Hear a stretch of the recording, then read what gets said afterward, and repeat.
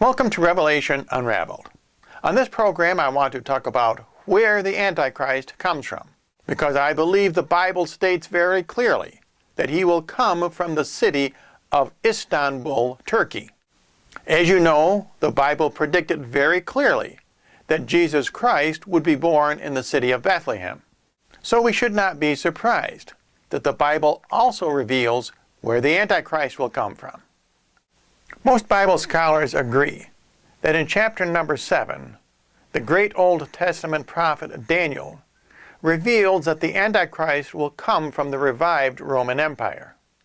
But I believe in chapter number 8, Daniel pinpoints this location much more exactly. Let's see what the prophet says in chapter 8, verse number 8.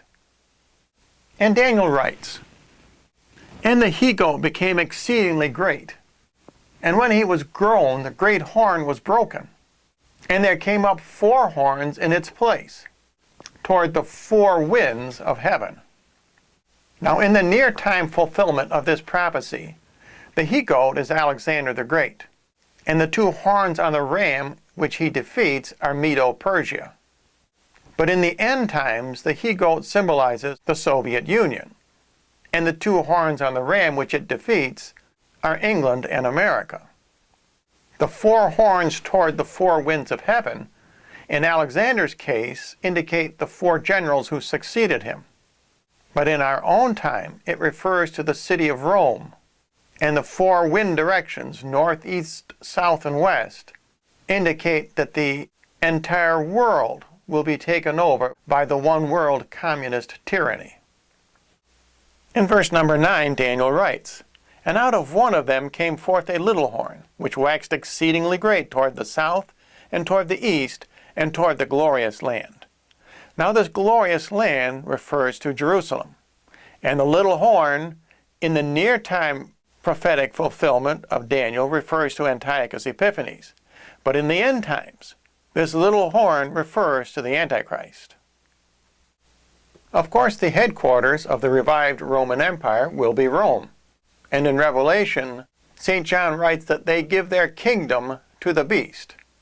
And since this empire is worldwide, naturally it extends north, south, east, and west from the city of Rome.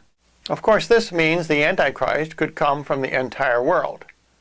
But if we draw a latitude and longitude through the city of Rome, I think we can pinpoint the location a little better.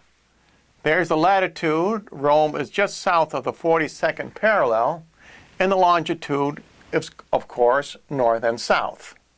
Now, out of one of these 4 directions will come the Antichrist.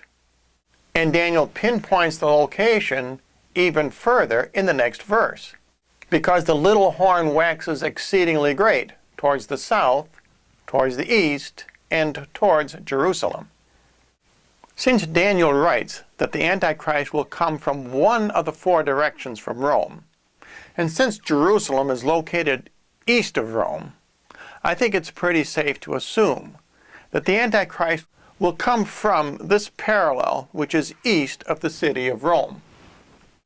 Daniel writes that the little horn waxes exceedingly great towards the south, towards the east, and towards the glorious land. Now if we locate a point on this eastern parallel so that Jerusalem is due southeast of this point, we will discover that that location is a very important city, and that is the city of Istanbul, Turkey. Istanbul fulfills all the requirements of Daniel's prophecy. It is almost exactly on the parallel that Rome is located, therefore it is due east of Rome, and the glorious land is due southeast of Istanbul, Turkey. It's interesting to look at the meaning of the word Istanbul. Bethlehem, as you know, means the city of bread, and Jesus is the bread of life. He referred to himself as the bread which came down from heaven. Would the meaning of the word Istanbul also refer to the Antichrist? But would anyone ever give their city an evil name? But they might give their city a name that has no meaning whatsoever. And Istanbul actually is a meaningless name. It does not signify anything. It simply means in the city. We might express it as downtown. Istanbul, as far as meaning goes, is meaningless, and therefore a very good indication that the Antichrist will come from that city. So why is it important for us to know where the Antichrist comes from? It's important because at the current time, there are so many candidates whose names are bandied about as being possibly the Antichrist, when they cannot possibly be the Antichrist. People like Hillary or Bill Clinton or Henry Kissinger or Tony Blair or Juan Carlos of Spain or, of course, our own Barack Obama. None of these people come from Istanbul, and none of them can be the Antichrist. In conclusion, we see that the Bible tells us where Jesus, our Christ, comes from and where the Antichrist comes from. But remember, God reveals the future to us, not to scare us, but to prepare us. And if you would like more information, simply write to the address you see on your screen.